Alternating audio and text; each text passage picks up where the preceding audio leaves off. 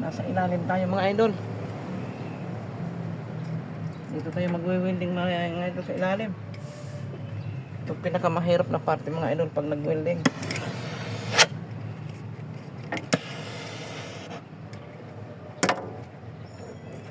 Yung dito ka sa ilalim mapunta na.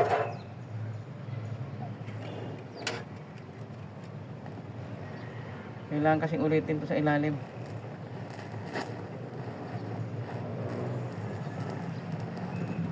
Angat kasi ito pag hindi mo ito winilding. Papasokin ng putik.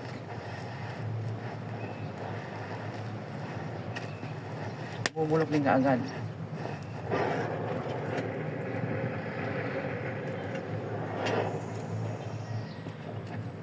Kaya kailangan welding sa taas, welding sa baba.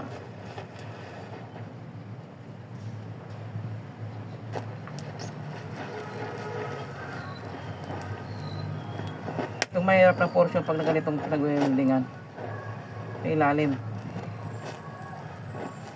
So yung bagsak lahat ng mga ano ng init. Itong pinakamahirap mga idol. Portion na to.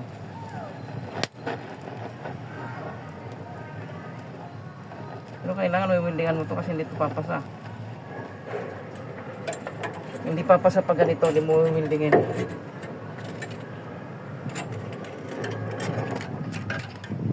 Kasi nakaangat siya.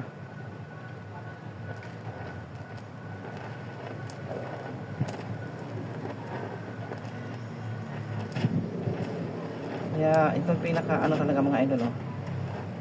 Pag naginang ka sa mga ganito, nakangalay sa kamay. Kailangan malakas pa yung pulso. Kaya nanginginig na yung kamay ko. Nanginginig na. Nanginginig na yung kamay ko mga idol.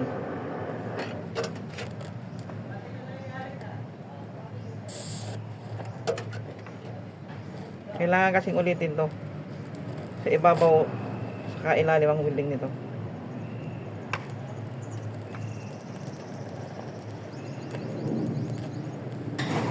Yung mga laglag, yung mga ari babalaglag sa'yo.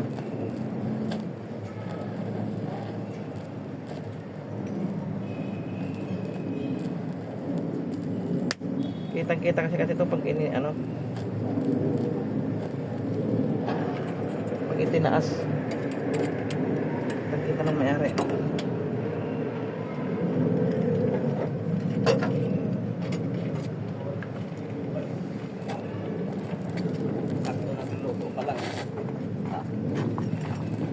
Sakli.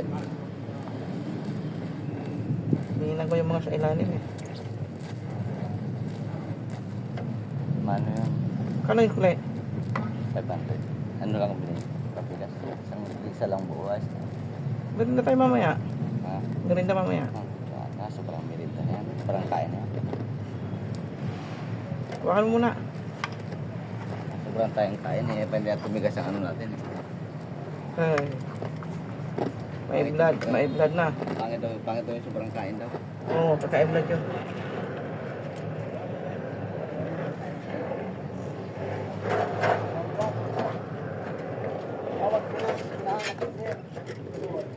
Yung mga angat-angat ito kailangan itong weldingan. Kasi kitang-kita ito pag ginagat yung truck. Ayusin natin yung trabaho mga idol kasi yan tayo namumuhay. Ito yung pinapakain natin sa mga anak natin. Kaya ayusin natin ang trabaho natin. Nagbabayad naman ng maayos yung amo natin mga idol. Kaya magtrabaho tayo ng maayos. Kahit na luma na tong truck na to, pero laking pakinabang nito mga idol. Daming natutulungan nito mga trabahador, mga walang trabaho. Gaya ko, di ba? O, nagkatrabaho ako dahil dito.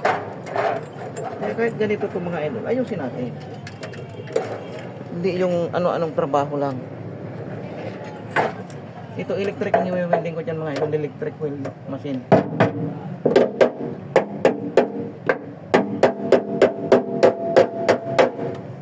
Kasi sobrang tigas niyan. Hindi kaya nitong, hindi nito kaya.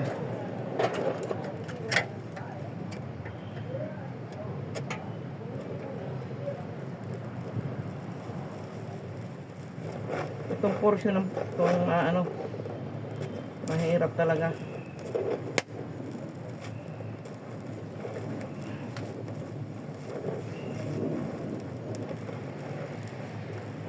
Itong portion na ito mga idol, pag ganito ka nagwe-welding, yung mga ribabang yan malalaglag sa'yo yan, kaya malayo-layo ka ng konti.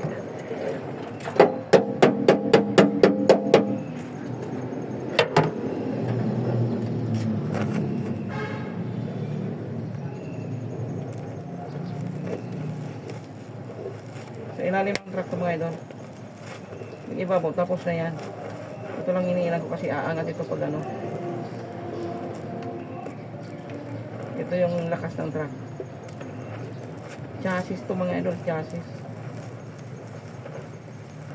Yan. Okay na yan. Ito, welding machine ang i-welding ko dyan. Thank you for watching mga idol.